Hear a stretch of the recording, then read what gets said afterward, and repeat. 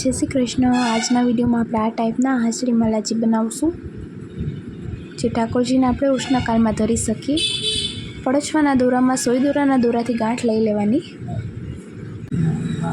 અને તે જ ગાંઠમાંથી 2-3 વખત સોય પસાર કરી અને ત્યાં દોરો ટાઈટ કરી લેવાનો। આ માલાજીમાં આપણે ઘૂઘરી કે પદક કરીને યુઝ નથી કરતા, પણ જો તમારે કરવું હોય તો તમે કરી શકો। શરૂઆતમાં આપણે 10 મોતી લેશું। 3 mm ની સાઇઝના ગ્લાસ મોતી લઉં છું। તમે ઠાકોરજીની સાઇઝ પ્રમાણે ઓછા કે વધુ મોતી લઈ શકો। હું 4 નંબરના લાલનની સાઇઝમાં બનાવું છું।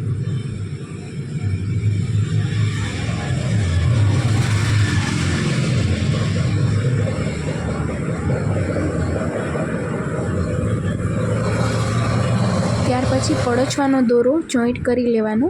પડછવાના દોરામાં ગાંઠ પહેલેથી જ મેં લઈને રાખી હતી, તે જ ગાંઠમાંથી સોય દોરાના દોરાને 2-3 વખત પસાર કરી અને જે પહેલું મોતી છે તેમાંથી સોય પસાર કરવાની। હવે 3 મોતી લેવાના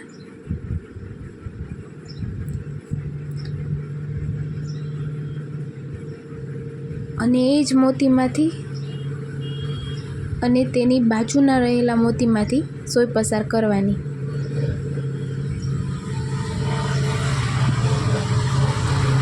હવે 2 મોતી લેવાના અને સાઈડવાળું જે પેલું મોતી છે તેમાંથી અને જેમાં દોરો છે તેમાંથી અને તેની બાજુના મોતીમાંથી સોય પસાર કરવાની। ફરીથી 2 મોતી લેવાના અને સાઈડવાળું મોતી છે તેમાંથી ઉપર રહેલું જે દોરાવાળું મોતી છે તેમાંથી અને તેની બાજુના મોતીમાંથી સોય પસાર કરવાની। ફરીથી 2 મોતી લેવાના,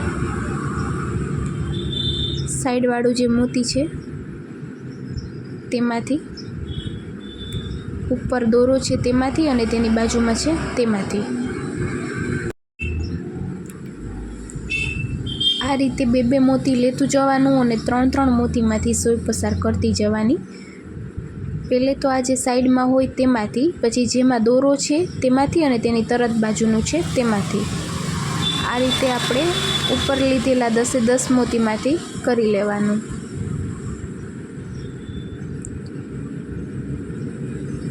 જો માલાજીનો વિડીયો તમને પસંદ આવે તો વિડીયોને લાઈક કરજો, શેર કરજો। ચેનલ પર નવા હોવ તો ચેનલ સબસ્ક્રાઈબ કરજો અને બેલ આઇકન જરૂરથી પ્રેસ કરજો, જેથી દરેક આવનારા નવા વિડીયોની નોટિફિકેશન તમને સૌથી પહેલાં મળે।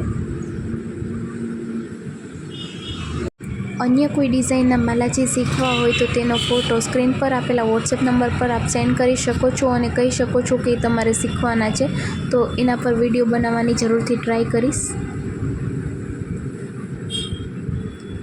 તો આ રીતે 10-10 મોતીમાંથી સોય પસાર કરી દેવાની અને પડછવાના દોરા પાસે આવી જાય એટલે ત્યાં જ પડછવાના દોરામાંથી જ 2-3 ગાંઠ લઈ લેવાની।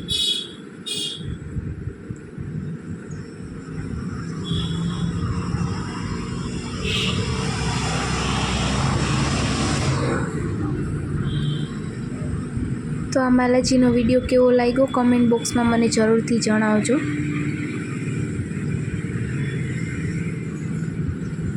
જય શ્રી કૃષ્ણ।